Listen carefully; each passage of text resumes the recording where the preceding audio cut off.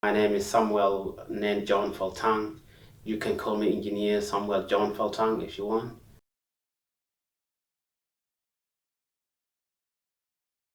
I'm a former refugee who came from Kakuma refugee camp. I came to Australia in 2007 and I see there are a lot of opportunities where I see the need of educating myself and working hard. So who am I now? I become an engineer. So I work for a company that deal with an aircraft designs and operations. So I work an aerospace engineer. So that's who I am at the moment professionally. In our community, I am a vice president of my community. So and I'm also a big fan of cultural activities. So I work in the communities and I make sure that I show them the cultures because when I came to Australia, I was already grown up man, so I still remember those things back in the village. So I'm still staying in contact with the kids and with the youth in Brisbane.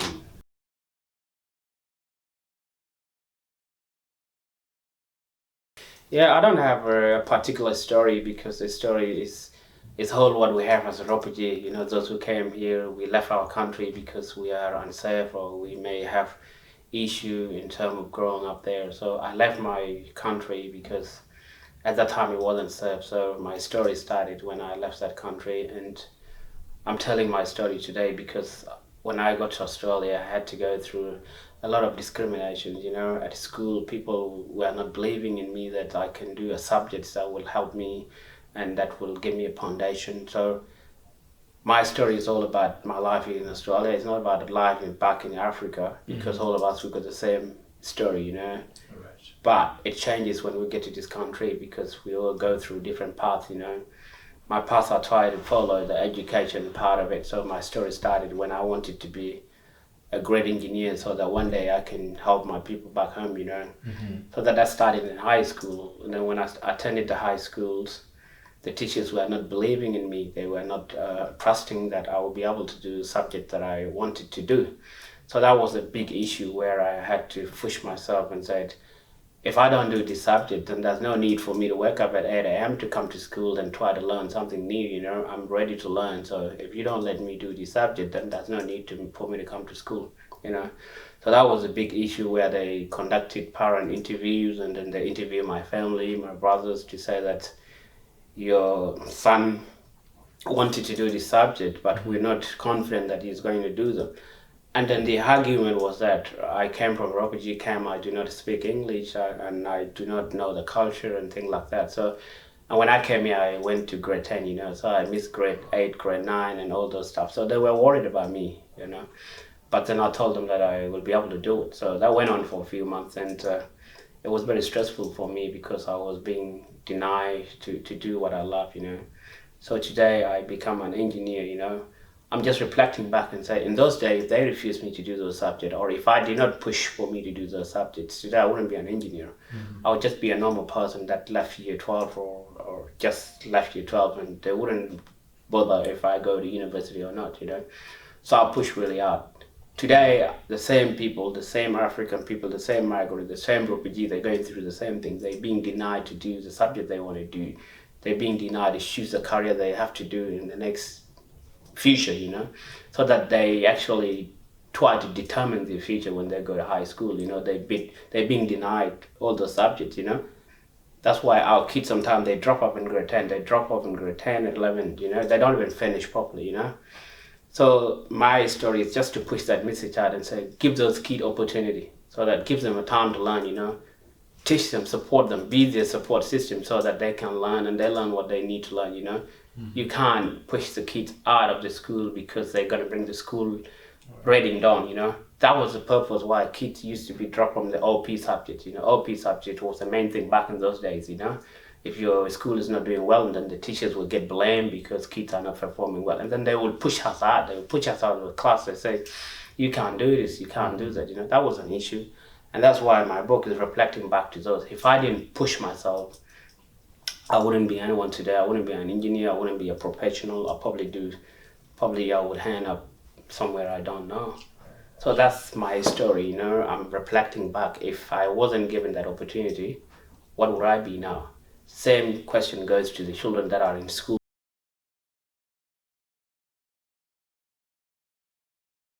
because when I left my home village, it was because it wasn't safe enough for young people to live there or for anyone to live there.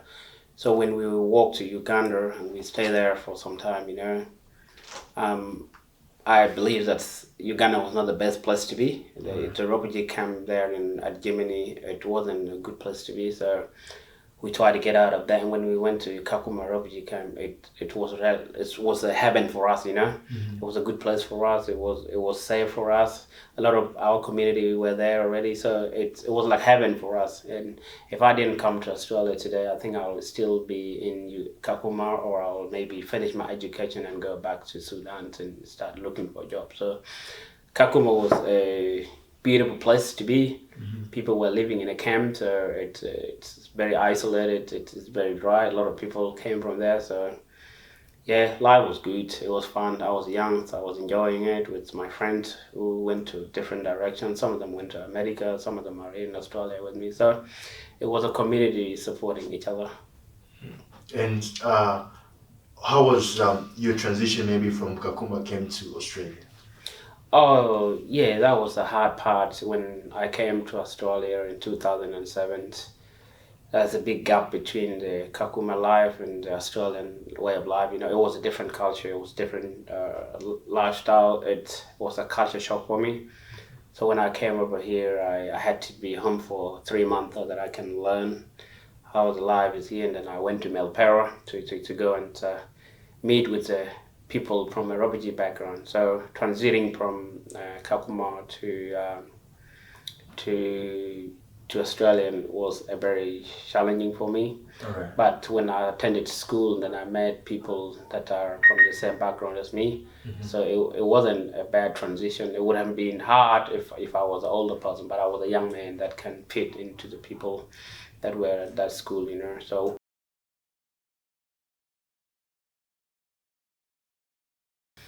as a young people, we used to play football. We used to go to church. We used to go to Sunday school. So by going to church, by going to Sunday school, you learn a way of respecting people and growing up as a mature person. So people were growing up in a Christianity way of life. So in Kakuma, we used to have a church where, until today, I will not forget. So as a young boy, we always used to play football. So football was a big thing in Kakuma refugee camp. So we used to play football and learn new friends and new languages within the community. So I think what Kakuma has taught me is that when you have opportunity, you're going to use those opportunity. And when people were in Kakuma, they used to love education. People used to go to school, because maybe the school they used to have back in their villages was not the necessary education that they get. But when we go to school in Kenya, the school is really good. So having that foundation of learning in school was one of the best things for us to do. So when I came here to Australia, then education was very easy for me. So that's why I could say that I can do that and I can do this. So life in Kakuma and the thing that I have learned in Kakuma still stay in me today, and this is the way I conduct myself and I respect other people as a young man.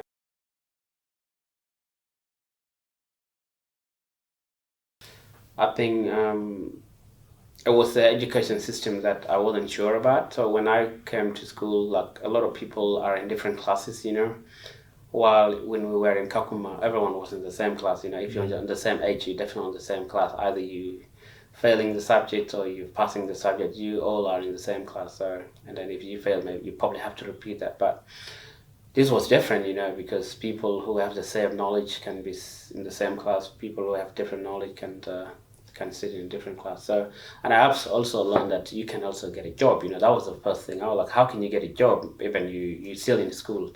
I thought people get a job when they finish university and finish school.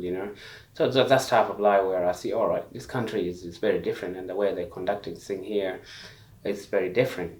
And at that time, there were not a lot of many refugees from the African background, but we have a little community where we always go to South Bank and play basketball. So that connection with the community was the thing that helped me to adapt to the Australian way of life, And having an Australian friend supporting me, was one of the way that I learned Australian culture and the opportunity available here. So It was way different compared to refugee camp, you know. So refugee camp is very small. You can walk from side to side, and you would walk through it in 30 minutes or 3 hours, you know. So and Australia is big, you know, different cultures, you know, being able to see Asian, whatever, you know, a lot of multicultural people. So you get shocked, and the language is very different, you know. Yeah, so it was all about culture shock. It was all about adapting to a new life, you know, and you gotta accept it, you know, you gotta go with the flow. You know? Because in our village, there used to be an aircraft that come and flying over. There used to be a plane that used to attack us. So we would be building a aircraft model using clay soils, you know those little things that we make. So we used to play with those one, and we probably say, "Oh, this my aircraft is better than your aircraft," and that way. And then because my village was being attacked really badly, I took the engineering as a way of actually repaying back and go to war with the people that used to attack us. So I did engineering so that I can actually go and help my family and my people back in my village. And that's why I went for engineering degree and do the aviation, so that one day if they try to attack us, there'll probably be a possible way to bring that aircraft down, you know. And that's why I went and did engineering. And what's the reason why now you've already done aviation, of course, and engineering, but what's the reason of doing community work? What makes you want to help out in the community? I know that you're a vice president, I think, of the South Sudanese Nuer community. Yeah. What made you want to do that? Because like I told you, when I left my village, I was already mature, man. I'm a young man who has seen things back in the village, and we came to this country. You know, we got people that were born here, people that were born in refugee camp. They are not aware about the culture back home. So as a person, I have the responsibility to be there for my community. Even though I'm an engineer, I have a good life, I can do what the hell I want, but I have a responsibility to give back to my community, because sometimes if things get bad, the only thing that I run back to is my community. So wherever I go, I have to go with my community, and that's why I'm still giving back to my community and showing them the way to navigate around here in Australia, because Australia can be complex and can be complicated, but if you sit with your people and you support those youth that need your help, I still see that I have a role to play in my community. I cannot just leave them. It's something that I own from my heart. That's why I'm still with them, and I do their community activities regardless I'm an engineer or what. That doesn't change me, because that's just my professional I put on the side. And then I look at my community and say, how can I help my community? How can I motivate my community? How can I make more of me? I want to make more of me so that we can have people that work for this industry, you know. One day, if we have to go help our people, there'll be more of us, you know. Me being one person can't make the world change, but if we're more of us, we can change the world, you know. So I have that responsibility that I have to be a role model to our community, and I have to represent them in a way that acceptable culturally. So culture have to stay in you, because that's the only thing you own. Next to it is your family, you know. So my community is just like my family, so that's why I'm sticking around.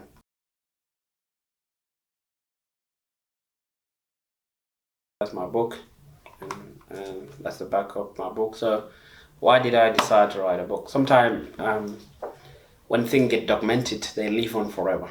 You know, we're not here to live forever, but this documentation, they will live on forever, you know. I had the opportunity to write and read compared to other people that are in refugee camp, you know. This book, it's representing all the refugee, you know. It's every refugee that have left their country, you know. It's our story that need to be told to the world, that even though you left your country, things are bad there, you still have hope, you know. You have hope to that country that you went to. Either you go to America, you come to Australia, New Zealand, or wherever, or within Africa, or within the Asian region, you know. You gotta have hope, you know. I put my book into writing because I want to tell people that even if you have issues, even if you have gone through a tough time, you have no family support. Within Australian community, there's people that have no family support, you know. They don't have to be refugee, but they're going through a tough time, you know. So the only thing that motivated me to write this book is to give out the message that if you have a supporting system, if you have people supporting you in your life, you will be able to overcome all the issues, all the struggle that you are going through. You got to keep your heads up. You got to know that that's future in front of you, you know. It's about hard work. It's about getting all those opportunities. You know, whatever the opportunity come through, you need to hold on to it because it may not come twice. You know, it'll probably be the only opportunity. And when I came to Australia, that was the only opportunity I need to come to Australia. And then the rest, they just came as I worked really hard for them. You know, so my book is to tell people that regardless of what situation you are in, things could work out if you really work hard and you get people that really support you, because Australia is a multicultural country. A lot of people from different countries, that's a different experiences. So if you go out and get someone to support you in your career, could be university, could be wherever, they will support you. And it's something that I need to appreciate the people that have supported me from high school, from university, and from my work, you know. They have been there for me. They never discriminate me because I'm a refugee or not. They just look at knowledge that I have and the knowledge that I give to Australia as a country, you know. So my book is just to details what I did to be here today, but it's just the basic journey of every refugee that left the country and go for another country to look for safety, yeah. So that's what the book is about, and it's not much about me, but it's about all of us.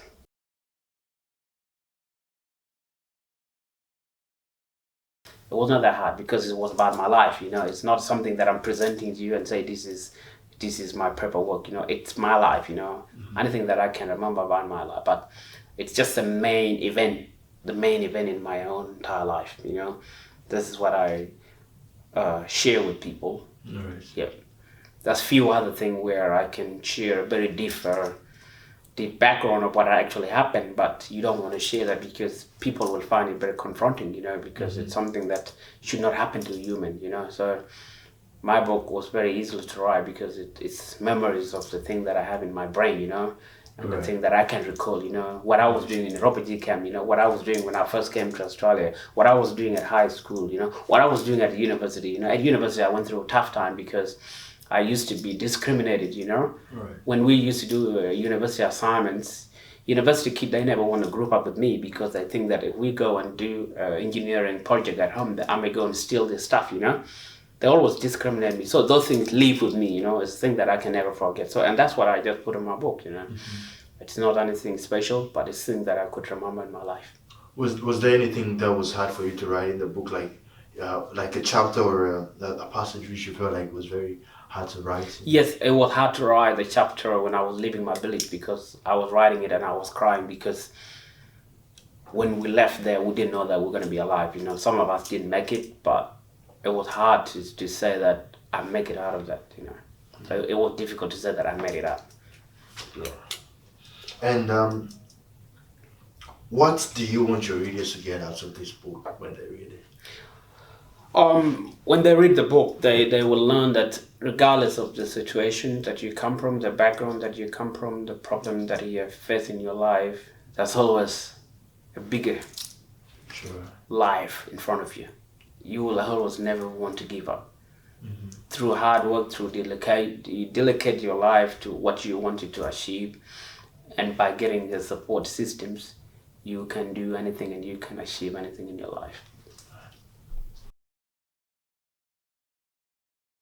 You need to chase that dream up, you know. No dream is big, no dream is small. If you have a dream, you always have to figure out how are you going to achieve it, you know. Like when I started my life, I didn't have a dream, but I just go with the flow, you know. So if you have a dream, it's a matter of looking for someone to actually support you to achieve that dream, you know, and actually working hard for it. If you're not going to work hard, then that person who's supporting you is not going to help you achieve your dream unless you're committed to be working hard for it.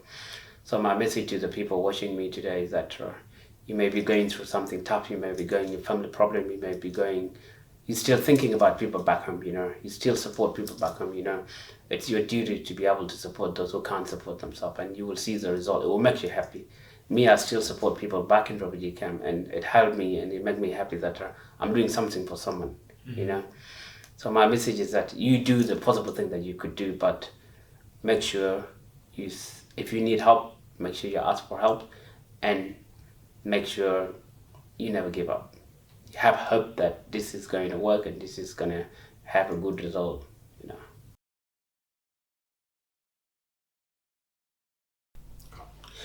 Yeah, last year, I think this year in January, I went back to Kakuma where I took my book to Kakuma, and it was good to see the people that I was there with in those days in 2006, 2007, and all that. So it was good to see them back again. And I took my book, I took about 500 of this, and I gave it to the kids there, and all the kids now, they want to be an engineer. So I went and learned my book there. I went and did a football tournaments. People love football there. So what I did was to do football tournaments, and I was playing with them too. So the guy that I used to play with, we went and played together. So it was a big tournament in Kakuma, and everyone was happy to see me again. A lot of people came out, and even the UN people, they came out and watched the game. So it was beautiful to actually go back there and give back to the community. So when I took those books, I had issue where I had no place to put it. There's no library, there's no place to put the book. So I distributed to the children that were on the streets, and I gave it to them. So I don't know what they will do with it when they finish reading the book. So that's why I came up with the idea of building a library for them. I'm now in process of making sure I'm doing a fundraising. So when I sell this book, all the profit goes to the library project so that I can build a library for those kids, because during the school holiday, they go to school with the UN school, but when they come home for holiday for 2 months or 3 months, they have no place to stay. So I thought, if we have a library for these kids, if someone bring another book, at least they can leave those books in the library. So going back to the Kakuma, make me connect, and I'll be going back this year to see how they're going and try to start constructing the library. So it was beautiful to go back there and see the people. They still have hope. They very educated. A lot of them has finished the high school. A lot of them are in university. So I'm trying to see how I can actually help them. And going back there as motivate them, because if you leave there and you took those opportunity and you become an engineer now, it's impressive for them. They say they can do it. If they get opportunity, they get out to go out of Kakuma or whatever refugee camp is, they can do better for themselves. So it was good to go back there.